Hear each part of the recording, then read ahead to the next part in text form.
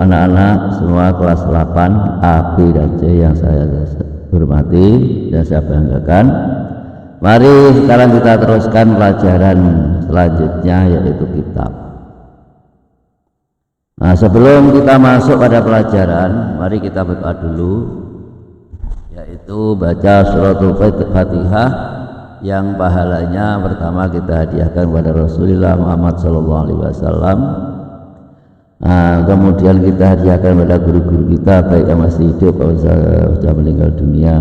Yang masih hidup semoga diberi kesehatan, ya, sehat, selamat dalam melaksanakan apapun tugas, baik tugas yang sifatnya itu ibadah atau lainnya.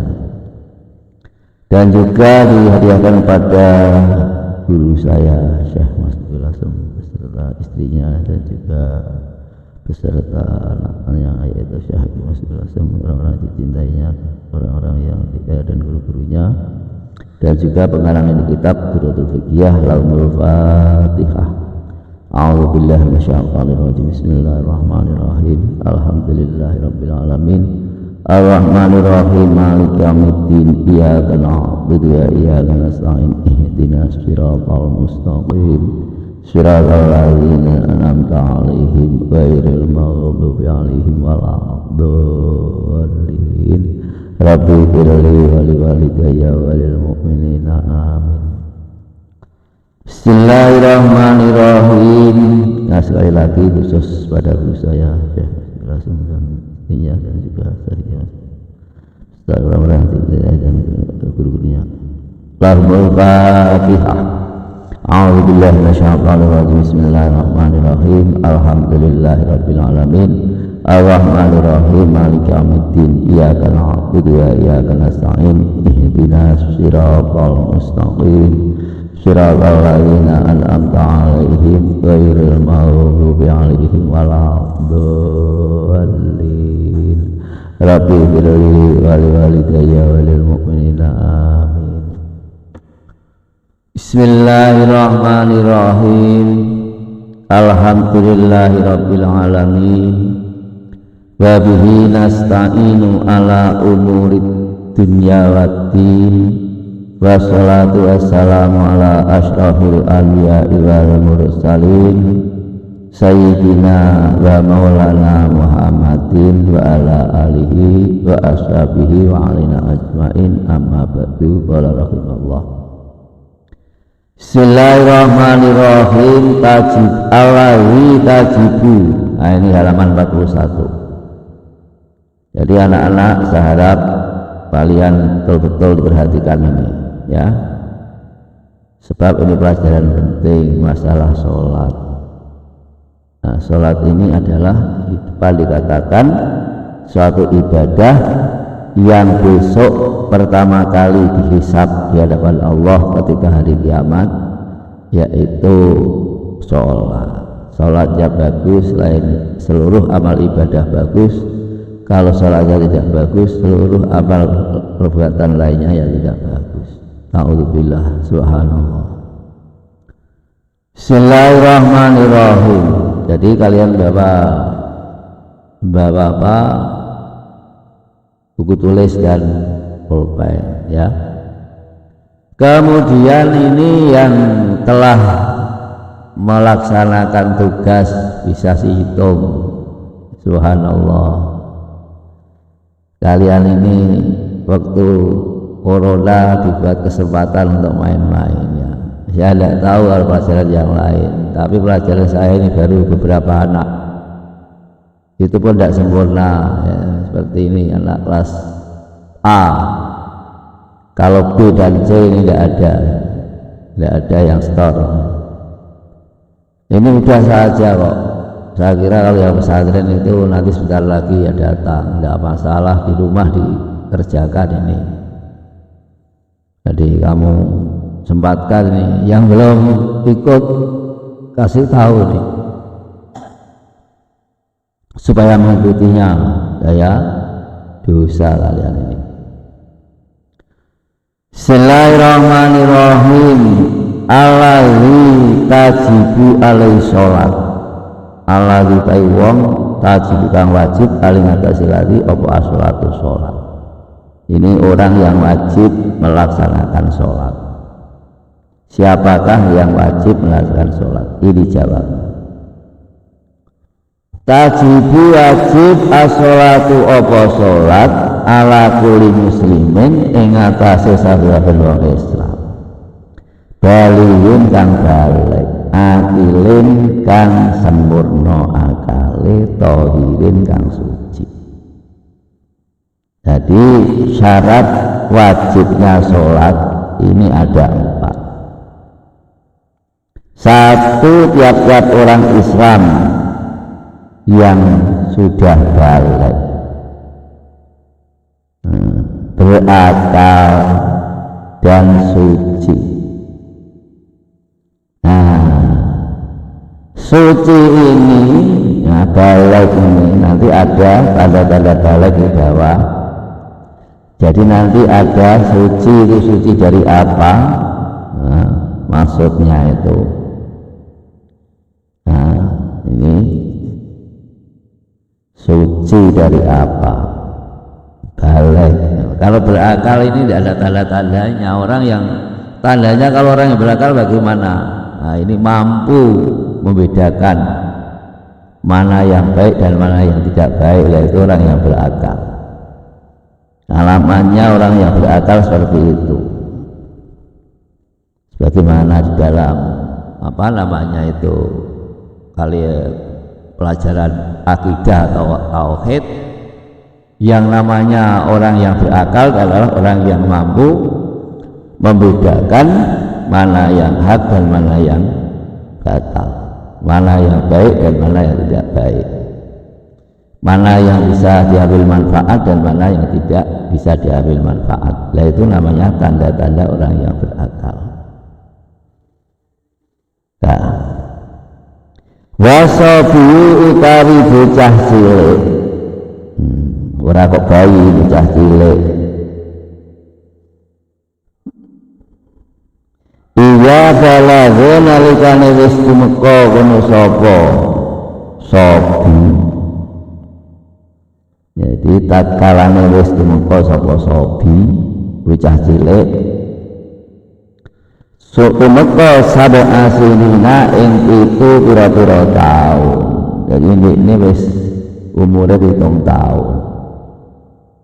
Wajib ala walihi ing atase wong tuane.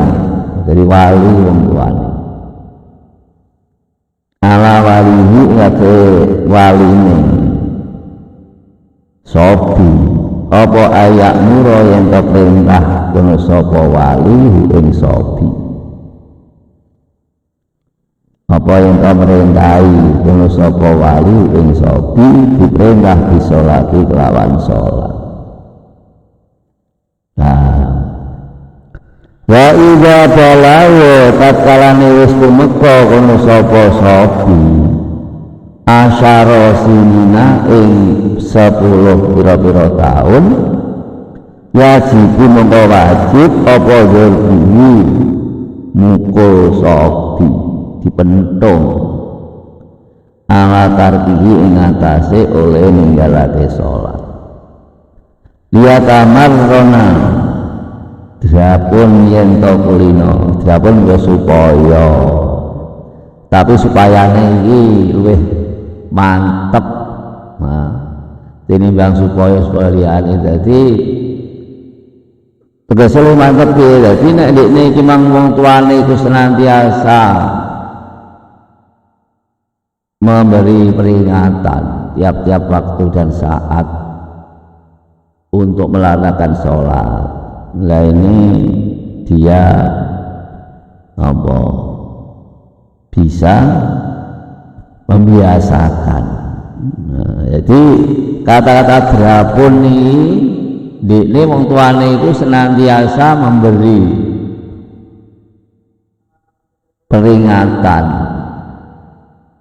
ngelekke lan perintah supaya anake nglakoni sholat. Nek perlu dijak jamaah.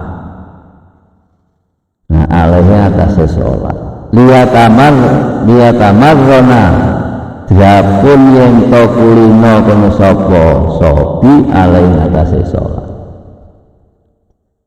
Jadi maksudnya liyatamarrona alaiha iku mau nek kapan wong tuwa wis duwe anak umur 10 tahun nek lanang nek wedon iki nek ora dielekake, ora diperintah, ora diajak nglakoni salat, wong tuane kedosan. Nah, nek ngono Pak, sebab anak iku amanah. Kowe kabeh iku amanah sama Gusti Allah. Nah, jadi amanah. Amanah iku ana telu. Nah, pertama iku mau agama, dua Al-Qur'an, tiga ini anak atau keluarga, khususnya anak dan istri. Jadi nanti ini kata-kata wali. Jadi ketika siapakah yang diwajibkan sholat? Yang diwajibkan sholat adalah setiap individu muslim yang sudah balik, berakal dan suci. Suci dari apa? Suci dari hadas, baik hadas besar maupun hadas kecil. Nah, ini wajib melakukan sholat.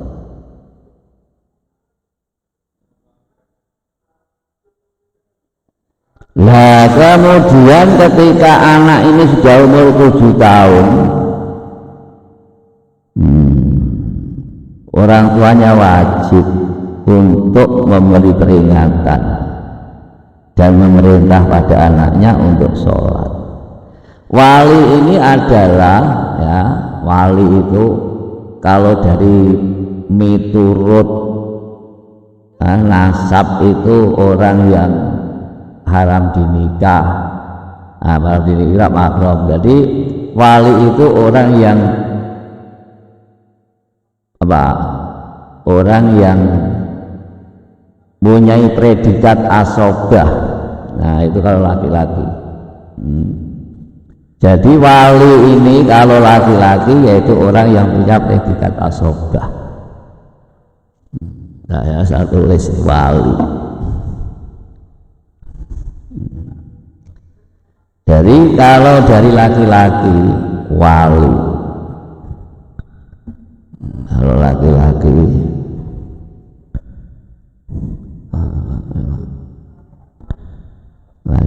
ini satu, wali laki-laki satu, orang yang berhak menjadi asobah. Asobah ketika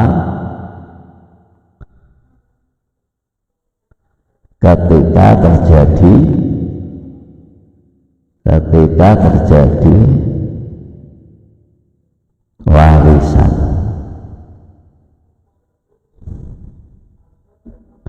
Dua, orang yang berhak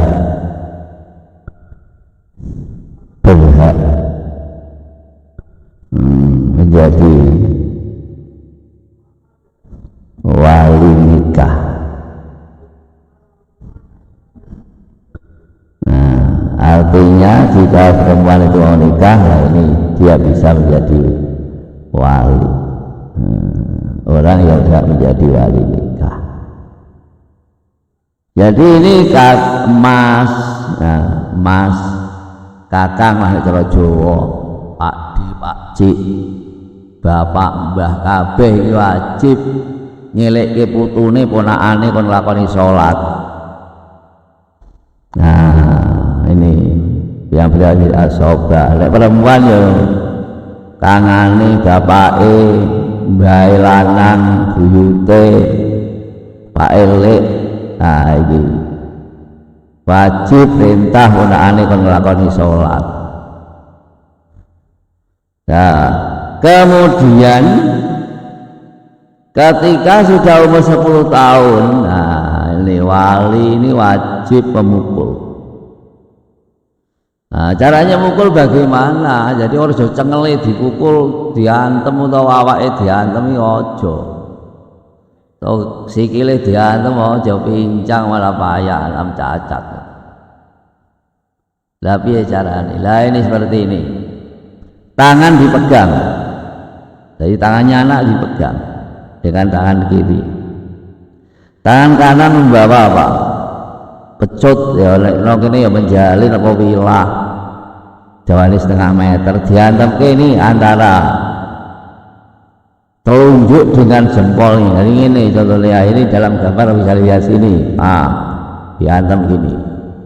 Kalau ini yang dihantam dipukul ini tidak sakit badan, ya jangan badannya atau kepalanya, jangan dikuplak kepalanya malah stres nanti. Jadi antara telunjuk dan ibu jari ini supaya dibenggang, jadi benggang ini loh, delok gambar ini. Iki bane wilah diantam kene ping 10 ping 5 tek tek tek tek tek salat nah gitu. Jadi ngono Pak Semari sapa lho, Semari sapa. Jadi ketika saya di Mekah itu melihat anak-anak kecil yang sedang belajar Quran itu. Nah, sama orang tuanya atau lari-lari di masjid. Jadi di Mekah itu masjid itu buat lapangan ini. Naik turun itu ketika saya di sana tahun 84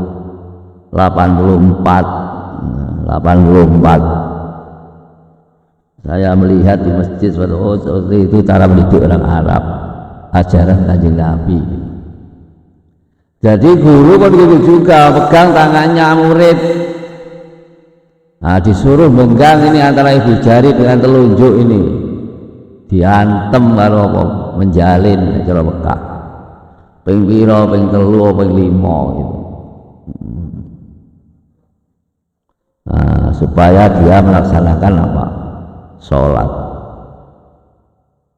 Itu caranya. Jadi jangan badannya yang dipukul. Jadi jangan kakinya, jangan kepalanya apalagi sakit. Subhanallah. Jadi gitu caranya. Ketika memukul itu antara ibu jari dan telunjuk dibenggang, kemudian tangannya dipegang tangan kirinya bapak atau wali atau pak guru, kemudian yang tangan kanannya pak guru atau orang tua ini megang apa? Pemukul, ya menjalin apa wilah. Nah, dipukulkan di antara apa? Jari telunjuk dan ibu jari. Ya sakit, tapi ketika itu saja. Setelah tidak dipukul, tidak ada bekas rasa sakit. Nah, coba dipraktek. Itu caranya. Jadi anak tidak merasa sakit. Ini adalah pengajaran namanya. Pengajaran untuk pembelajaran sholat wajib bagi wali, yaitu dek mbah, dek bapak, dek sapa ngono lah, dek ibu. Tapi yang berhak ini laki-laki itu, dek ibu sing ngantem ya aja ibu ngantem, ndak kulino, ditiru anake somben.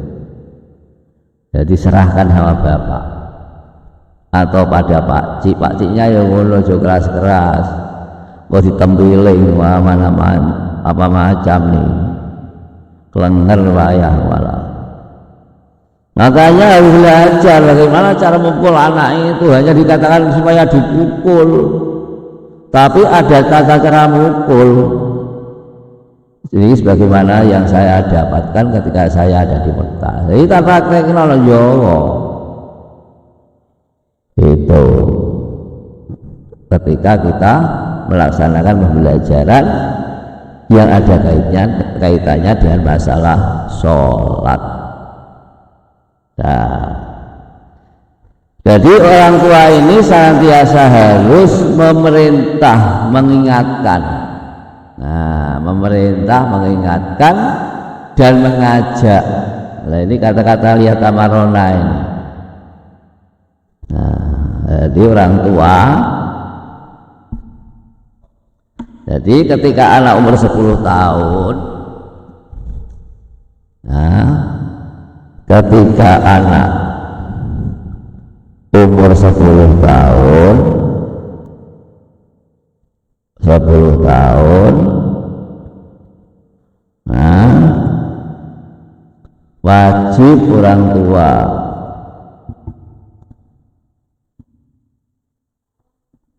tua atau wali untuk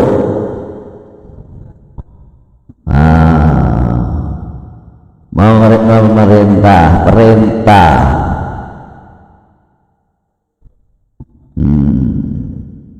memberi peringatan, perintah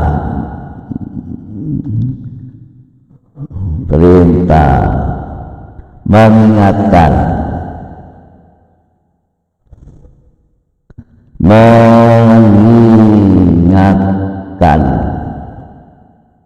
serta mengajak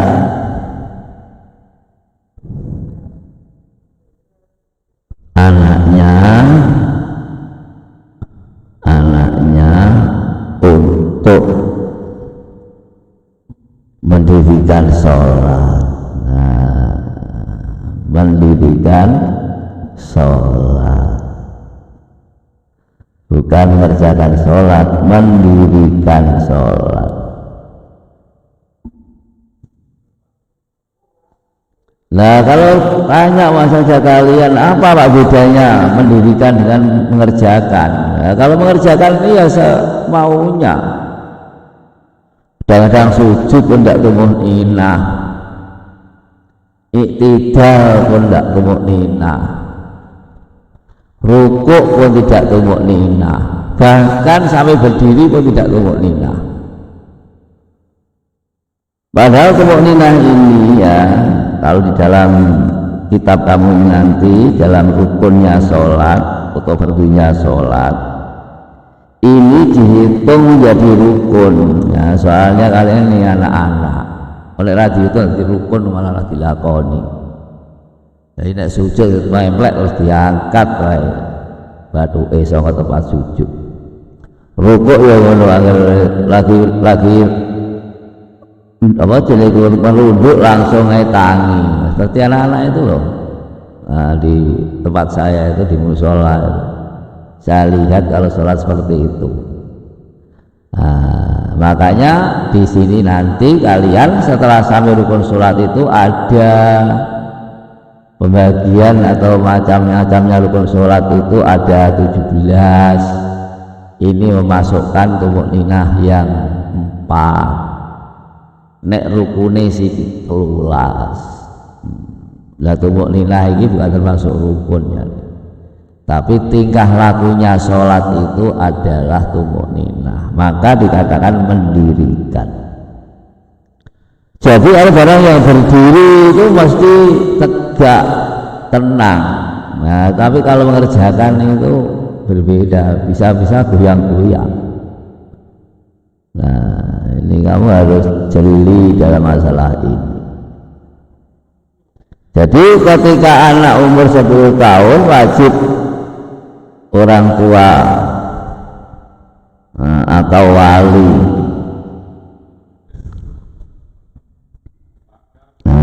orang tua atau wali untuk perintah, mengingatkan serta mengajak anaknya untuk mendirikan sholat.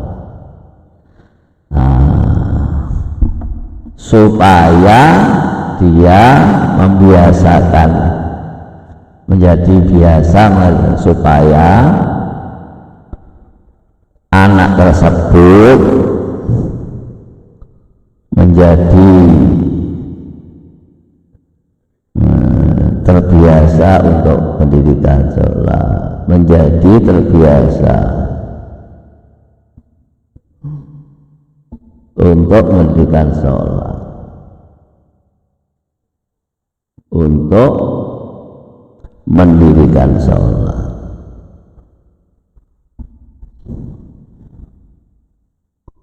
Nah, ya. Jadi yang wajib sholat ini adalah orang Islam yang sudah balik berakal dan suci dari hadas. Kemudian ketika umur 7 tahun orang tuanya juga wajib untuk memerintah. Cuman kalau sudah umur 10 tahun wajib orang tua atau wali untuk perintah, mengingatkan serta mengajak anaknya untuk mendirikan sholat supaya anak tersebut menjadi terbiasa untuk mendirikan sholat. Nah, yang sholat ulang sholat, nah ya. Nah, seterusnya sekarang alamat balik. Jadi kamu tulis ini, jangan kalau tidak ditulis kata-kata ketika anak umur 10 tahun wajib orang tua atau wali untuk perintah, mengingatkan serta mengajak anaknya untuk mendirikan sholat supaya anak tersebut menjadi terbiasa untuk mendirikan sholat. Ya, jadi anak tersebut supaya terbiasa untuk mendirikan sholat. Sekarang alamat balik. Jadi balik itu tidak diketahui dengan jelas. Yang bisa diketahui dengan jelas adalah tanda-tanda balik. Alamatul buluhi, alamat balik. Alamatul buluhi utai pira-pira tetengere balik salasun iku telu. Pertama, tamamu khamsa asyarata sanatan, sempurna 15. Tamamu sempurna, jadi sempurnane. Tamamu khamsa asyarata, sempurnane umur 15, apane sanatan tahun. Wal ihtilamu lan metu mani, niki metu mani. Nah, jadi lanang iki tek wedok iki cukup umur 15 tahun. Nah, kemudian khusus lanang wis metu mani. Wal haidul lan haid fil unsa ing dalem wong wadon. Jadi nek cah wadon tandane balik yaitu bila mana sudah keluar darah haid. Saya setelah keluar darah haid, maka dia apa? Dia wajib melaksanakan sholat. Soalnya sudah balik. Lah kalau sudah 15 tahun orang gelem sholat, lah orang tuanya itu punya kebijakan, piye ya dijak sembahyang tiap-tiap saat. Wong tuane sibuk ya Pak. Nah ini kalau sudah seperti itu ya bagaimana caranya supaya anak ini bisa melaksanakannya dengan baik. Soalnya apa, ini amanah, harus diingat ini. Orang tua harus mengingat bahwa anak adalah amanah. Amanah itu adalah titipan. Dalam firman Allah itu Innallaha billahi minasyaitonir rajim. Innallaha ya'murukum an tu'addul amanati ila ahliha wa idza hakamtum bainan nasi fahkumu bil adl innallaha ni'ma ya'idukum bih al-ayat. Nah, amanah titipan harus dijaga. Nah, wajib ini, itu titipan wadiah kalau bahasa Arabnya,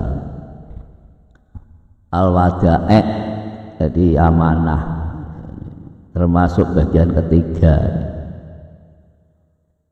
Nah, jadi alamat balik ini ada 3. Pertama, cukup sempurna umur 15 tahun, tek lanang tek wedok. Kemudian khusus bagi laki-laki umur itu ikhtilam atau keluar mani. Kemudian wal haidu lil unsa, jadi haid, keluar darah haid bagi perempuan, begitu. Nah, ya. Bismillahirrahmanirrahim. Nah, sekarang kita menginjak pelajaran yang ke-7 di dalam syarat-syarat sahnya sholat. Ad-darsu tasi'u, tai pelajaran kang kaping 9. Fi syurutis sholati, tetep ing dalam pira-pira syarate sholat.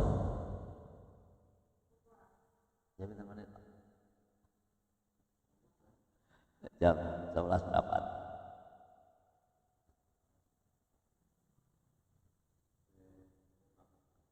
Gitu?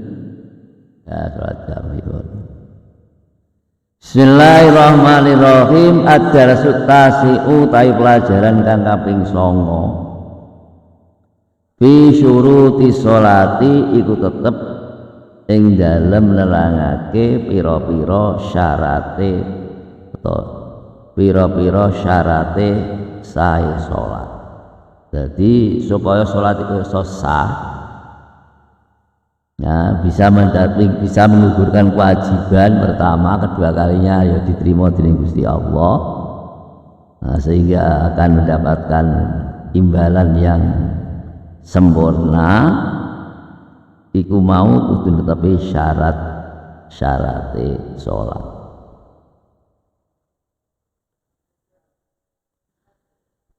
Syurutus sholati, utawi pira-pira syarat sae sholat. Lho gini Pak, syarat sae sholat, sebab nang kene iki ana syarat wajib sholat, duri ora ana syarat wajib sholat. Iki lho. Nah, lho kene mek syarat sholat lho, syarat sae sholat. Syurutus sholati, utawi pira-pira syarate sae sholat, sitatun iku ana 6. Al awalu kang pertama, kang awal iku makrifatu waqtiha, ngaweruhi wektune sholat. Jadi pertama makrifatu waqtiha, ngaweruhi wektune sholat.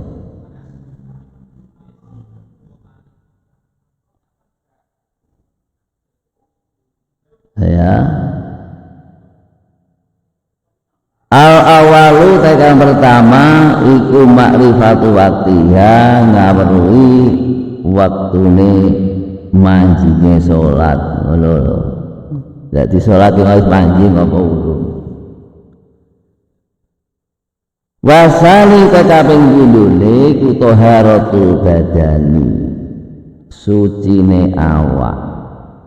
Wasau bilan pakaian, wal makan lan panggonan, suci alin najasati, saking najis. Ya, kedua kalinya sucinya badan, pakaian dan tinggal,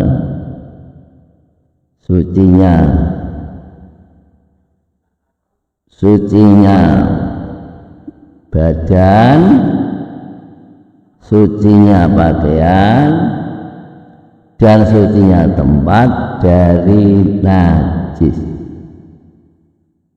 Jadi badannya, pakaiannya dan tempatnya yang dibuat sholat harus suci dari najis. Nah, atau sucinya badan, pakaian dan tempat dari najis.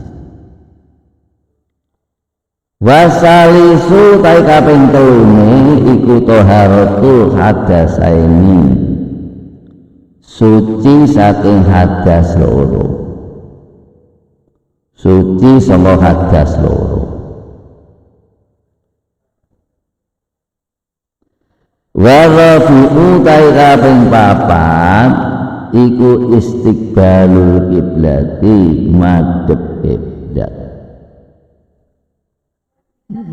madhep kiblat.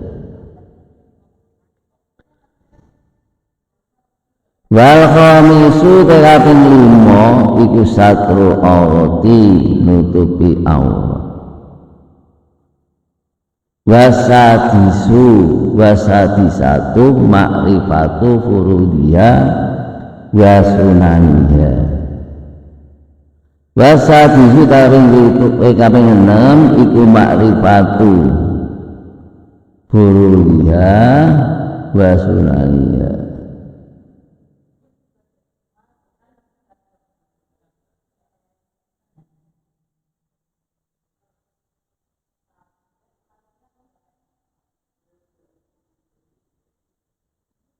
Nah ya, jadi syarat sahnya sholat ada 6. 1, mengetahui masuknya waktu sholat. Kedua kalinya sucinya badan dari pakaian dan tempat dari najis. Ketiga kalinya sucinya badan dari 2 hadas. Yang keempat kalinya menghadap kiblat. Kelima kalinya menutup aurat. Keenam kalinya mengetahui fardu dan sunnahnya sholat.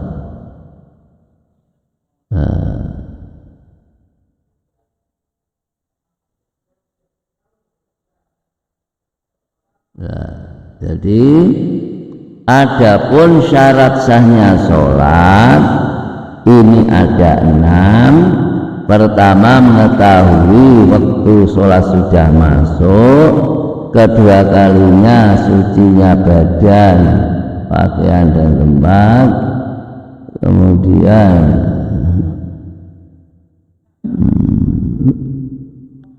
sucinya badan, pakaian dan tempat dari najis. Ketiganya suci dari 2 hadas. Nah, yang keempat kalinya menghadap kiblat. Kelima kalinya menutup aurat. Keenam kalinya mengetahui apa itu sholat, apa itu.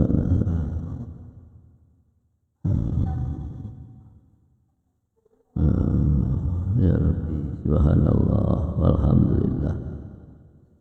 Jadi saya ulangi lagi, syarat sahnya sholat ada 6. 1, mengetahui bahwasanya waktu sholat sudah masuk. 2, sucinya badan, pakaian dan tempat dari najis. Ketiga kalinya suci dari 2 hadas. Keempat kalinya menghadap kiblat. Kelima kalinya menutup aurat. 6 kalinya mengetahui fardu dan sunnahnya sholat. Astagfirullahaladzim, astagfirullahaladzim, astagfirullahaladzim. Saya ingat-ingat itu syarat sahnya sholat ada 6. Pertama, mengetahui waktu sholat sudah masuk. Kedua kalinya suci daripada tempat, pakaian dan badan dari najis. Keempat kalinya suci dari 2 hadas. Kemudian kelima kalinya, 4 kalinya menghadap kiblat, kelima kalinya menutup aurat, 6 kalinya mengetahui fardu dan sunah-sunah sholat.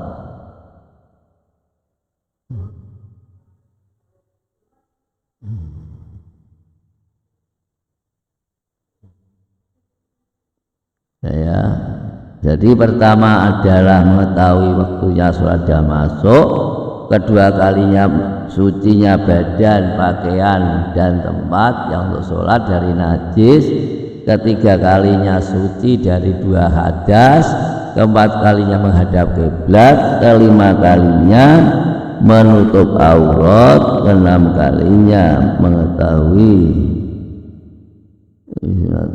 wajib diperlukan. Jadi lagi pertama adalah sudah mengetahui bahwa waktu sholat sudah masuk, 2 kalinya sucinya badan, pakaian, tempat daripada najis. Kemudian masuk apa? Menghadap kiblat. Kemudian kelimanya,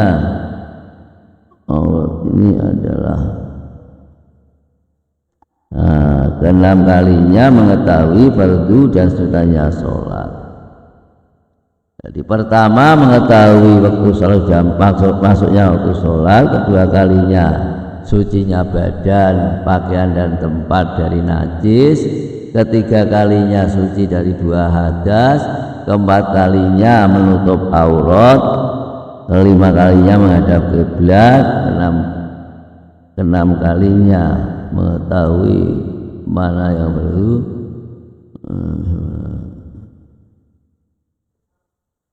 Ya.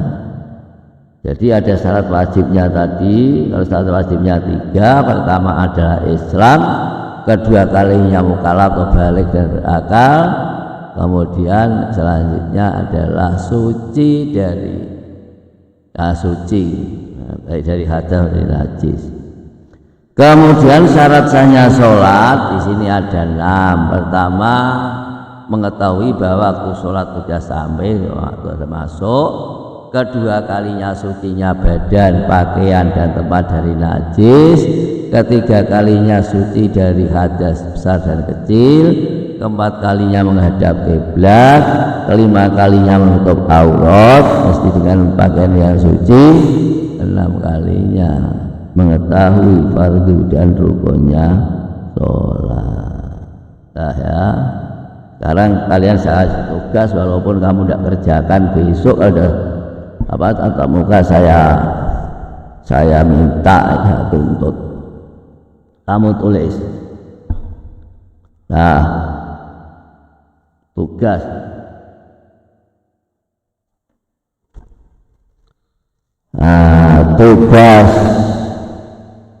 kitab kelas wolu ABC DC 8 20 hatu. Sebutkan satu persatu, jelaskan pengertian sholat. Jelaskan pengertian sholat.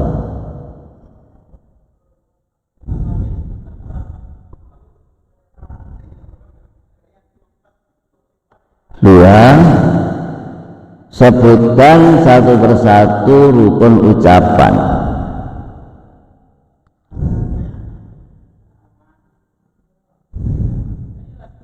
Satu persatu rukun ucapan.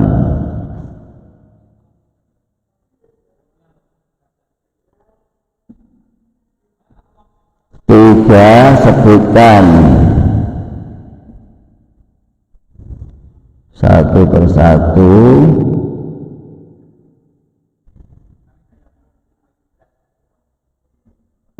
persatu rukun pekerjaan.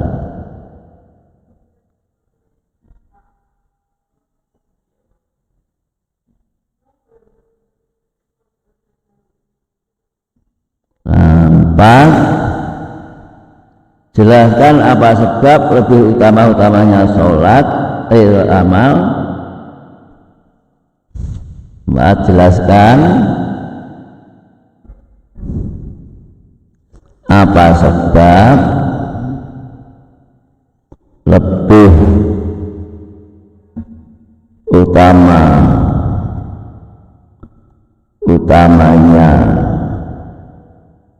amal adalah sholat pada awal waktu.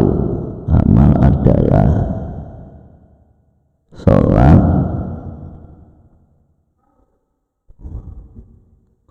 pada awal waktu.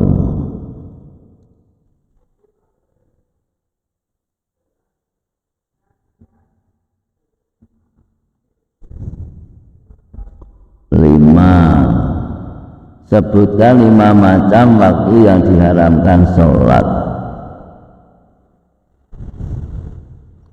Sebutkan 5 macam waktu yang diharamkan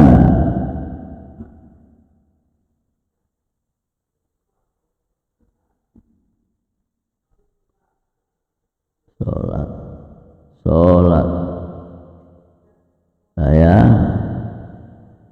Jelaskan pengertian sholat, sebutkan satu persatu rukun ucapan, sebutkan satu persatu rukun pekerjaan, jelaskan apa sebab utama-utamanya amal adalah sholat pada awal waktu. 5 kalinya sebutkan 5 macam waktu yang diharamkan sholat.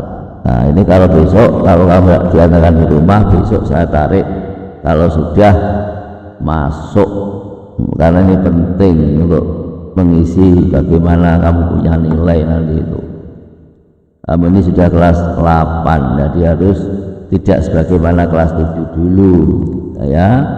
Cukup sekian apa yang saya sampaikan. Bila mana terdapat apa yang belum paham, kamu boleh tanya ya, boleh tanya, dan insya Allah akan saya jawab.